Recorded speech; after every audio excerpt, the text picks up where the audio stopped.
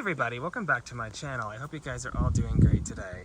It is a hot day here in the Buckeye State, and today I wanted to talk about Oriental lilies. So if you've watched any of my videos before, I made a video about a month ago that was talking more specifically about Asiatic lilies. But this one, and they do have basically the same care requirements, so I might just breeze over those really quickly. And if you're interested in watching that video on Asiatic lilies, I'll flash the screenshot up on the screen in case you want to check that out.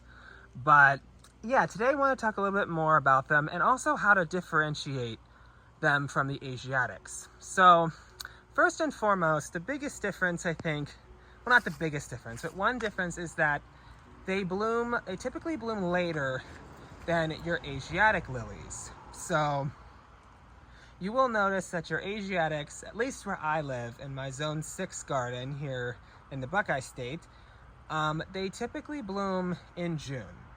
Now, Orientals, as you notice, it's the middle of July, and this one I'd say is slightly past peak. The Stargazer lily that you're looking at, that's what the cultivar is. I don't know if I mentioned that, but so this is the Stargazer lily, and this one down here is called White Romance, and there's so many different varieties and cultivars. These are just two that I have in my garden, and I absolutely love them. So yeah, so it's kind of nice. So you have the Oriental lilies.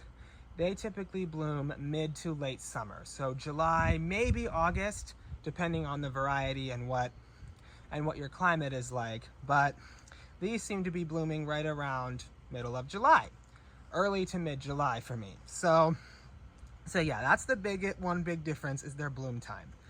The other difference is their foliage.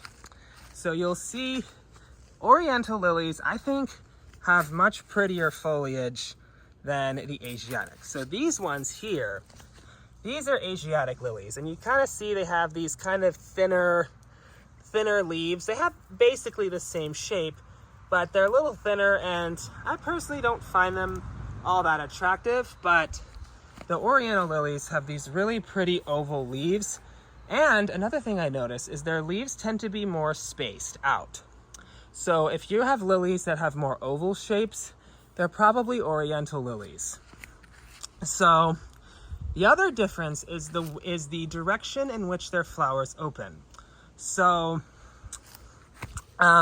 Asiatic lilies, they will typically open their buds skyward. So kind of like this, but what this does is this will kind of bend down and then open. Asiatics will typically open up to the sky. Think of it that way. The Orientals typically bloom to the side. The Asiatics bloom up to the sky. So that's another difference. The third difference, and probably the most noticeable of them all, is their perfume. Now, these have such a wonderful fragrance. If you've ever smelled lilies, there's a good chance that maybe if it wasn't an Easter lily or a trumpet lily, it would have most likely have been the Oriental lily or some hybrid of them. Oriental lilies have this amazing lily fragrance that doesn't seem to be as strong whenever it's hot. It seems to have a stronger fragrance in the evening and in the early morning, and maybe when it's cooler. I don't know if you've noticed that, but that's something I kind of picked up on these Oriental lilies. Their fragrance, again, tends to be stronger during cooler periods. So yeah, but they have a very sweet perfume.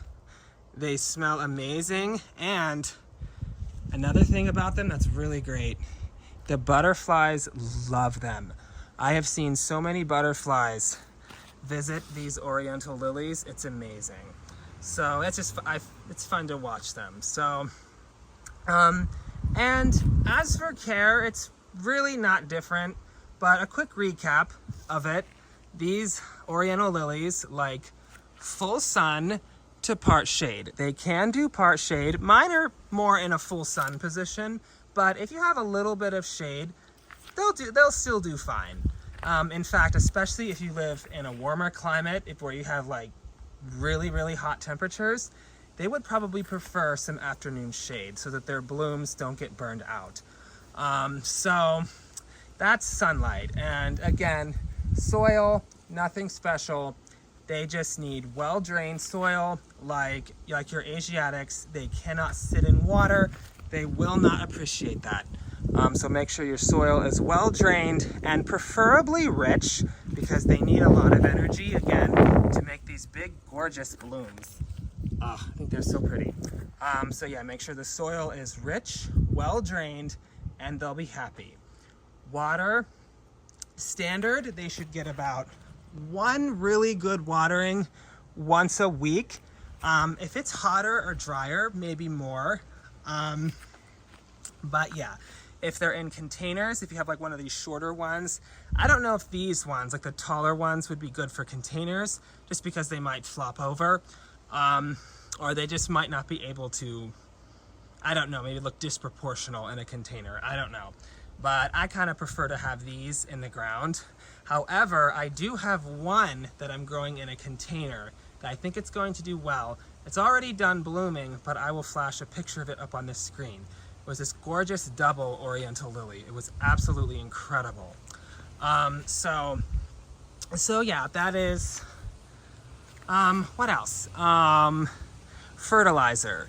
They do like to be fed. Like Asiatics, they do like to be fed. And I would say maybe once, maybe twice a year if you don't have really good soil. But you can feed them. I feed them with bone meal, or I think that's a good one. I like to use it on my bulbous plants, like my tulips. And these do grow from bulbs like other lilies, like all lilies. So you can feed them with bone meal once, maybe twice a year. If they're in containers, you can give them maybe twice, maybe 3 times a year, depending on how often you're watering. But I just gave mine, Asiatics, in pots another feeding. I probably won't feed them again for the rest of the season. So that's feeding. And winter care. Now, Oriental lilies, they're typically hardy, at least these ones. I think these two are both hardy to at least a zone 4. So pretty cold hardy. Doesn't seem to be that much different than the Asiatics. They both seem to have a similar hardiness zone.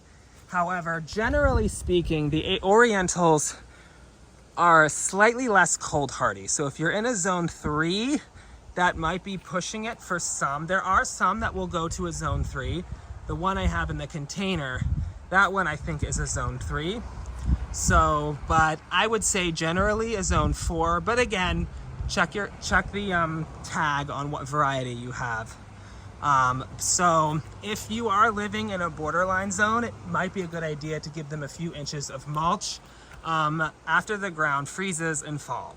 And as for winter care, you can just cut the stalks off. It's not crucial, so you just cut them down at the base, and they should come back for you, hopefully for years to come.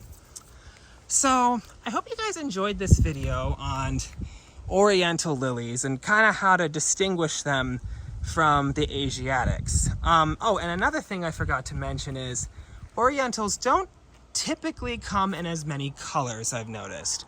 But I mean, they're still stunning, and I'm sure you could find an Oriental lily to suit your needs. And also, one more thing, again, like the Asiatic lilies, these are highly poisonous to cats. You really need to make sure that cats are kept away from these plants at all times. They can't even have the pollen. So they can't even get pollen, because I've heard that even if they lick the pollen off their fur, it can be very toxic to them. So make sure that cats do not have access to these plants at any time whatsoever.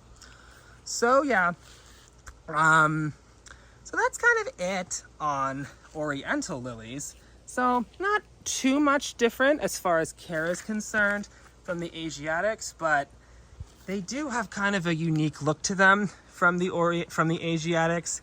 So, and I think they're just so stunning. And you will see so many butterflies on these. It's so pretty. So if you guys enjoyed this video, you guys could please leave it a like, comment, and subscribe, and share it with your friends. And let me know if you guys grow Oriental lilies and what you think of them. And I will see you guys in another video very soon. Thanks for watching.